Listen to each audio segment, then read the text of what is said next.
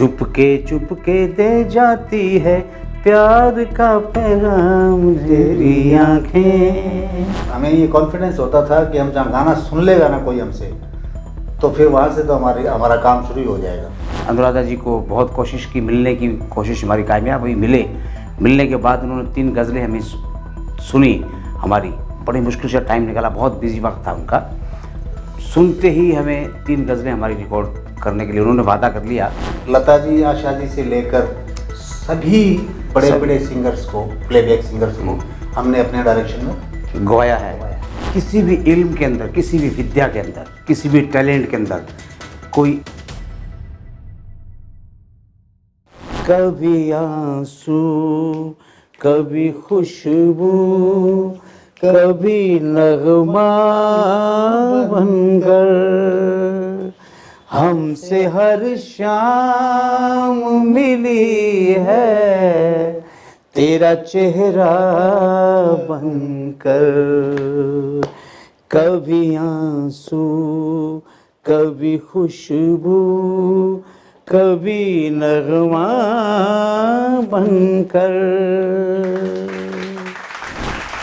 हम Ali Ghani music composer, singer, सूफ़ी singer, मांड गायकी के सिंगर, उसमें से अली गनी में से मैं गनी हूँ और मैं अली हूँ।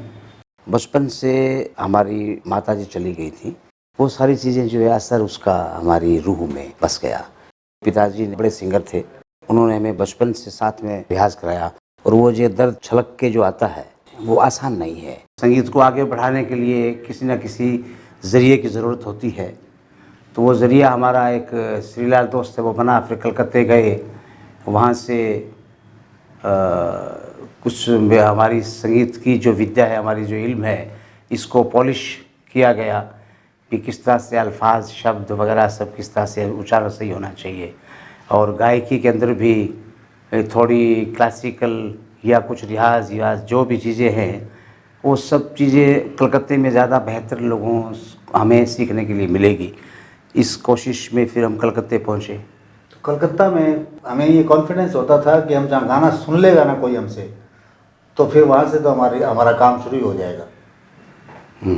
तो कलकत्ता में हमने जहाँ भी गाना सुनाया तो लोगों ने बहुत एप्रिशिएट किया, और लोग खुश होते थे बहुत ही, और हमारे लिए दुआ करते थे कि यार ये लड़के आगे बढ़ेंगे, ये लड़के आगे बढ़ेंगे। यूँ करते करते चांस मिलते गए। जो भी मुंबई जाता है कलाकार, उन सब कलाकारों की ये इच्छा होती है कि कोई फिल्म में काम करें, गाएं या एक्टिंग करें, जो भी है। तो हमारा, जब हम गए थे उस वक्त एक बड़ा कमाल का दौर चल रहा था एल्बमों का, है ना। तो एल्बम बहुत बनते थे, जो प्राइवेट सॉन्ग जो होते हैं, तो उस वक्त उस तरफ ही हमारा ध्यान ज़्यादा था। मैंने कभी इसमें हम तो पहले तो क्या हुआ कि हम लोग एज ए सिंगर तो हैं ही, हम लोग तो सिंगिंग का ही कोशिश कर रहे थे कि भी सिंगर हम बने। यहाँ पे इंदिवर साहब, योगेश जी, इन लोगों ने कहा कि आप बहुत अच्छे कंपोज़र हो, आप कंपोज़र बन जाओ, बाद में अपनी फिल्मों के या अपने एल्बम गाने खुद गाना, कोई दिक्कत नहीं है। तो उस तरह से हमने फिर म्यूज़िक कंपोज़र बनने का इरादा वहाँ से बना लिया। और म्यूज़िक कंपोज़र बनोगे तो इसमें जल्दी मौका मिल जाएगा। हमने शुरू कर दी। स्टार्ट में ही हमने अनुराधा जी को बहुत कोशिश की, मिलने की कोशिश हमारी कामयाब हुई। मिलने के बाद उन्होंने 3 गज़लें हमें सुनी हमारी। बड़ी मुश्किल से टाइम निकाला, बहुत बिजी वक्त था उनका। सुनते ही हमें 3 गज़लें हमारी रिकॉर्ड करने के लिए उन्होंने वादा कर लिया, और 2-3-4 दिन के अंदर ही वो रिकॉर्ड हो गई। 3 गज़लें उन्होंने सेलेक्ट कर ली, तो उन्होंने कहा कि अजीत कोहली साहब हैं, उनके मैनेजर हैं टी सीरीज़ के, उनको सुनाना है। तो हम उनको सुनाने गए। जैसे ही पहली गज़ल हमने सुनानी शुरू की, गुलशन कुमार साहब की एंट्री हो गई। वो आते ही हम लोग गड़बड़ा गए। अब वो जो सुनानी थी वो गज़लें तो निकली नहीं, वो चौथी गज़ल थी और उसकी ट्यून भी नहीं बनी हुई थी। तो इन्होंने गनी भाई ने कहा कि आप टेप रिकॉर्ड चालू कर दो। और वो चीज़ थी जो आज हमारे चंदन दास जी, जो इतने बड़े सिंगर हैं गज़ल के, उनकी सबसे हिट गज़ल है वो। इस तरह मोहब्बत की शुरुआत कीजिए, एक बार अकेले में मुलाकात कीजिए। इस तरह मोहब्बत की शुरुआत कीजिए। इसी गज़ल से शुरुआत हुई थी टी सीरीज में। तो इस तरह से ये टर्निंग पॉइंट वही था कि उस वक्त हमारे लिए बहुत बड़ी बात थी अनुराधा जी के साथ काम करना और टी सीरीज में काम करना। पहली नज़र का प्यार, मिस्टर कबाड़ी, दुश्मन दुश्मन और बुझ गया चांद। चांद बुझ गया, जिसका गाना बड़ा हिट हुआ था। चांद बुझ गया। चुपके दे जाती है प्यार का पैगाम तेरी आंखें, चुपके दे जाती है प्यार का पैगाम तेरी आंखें।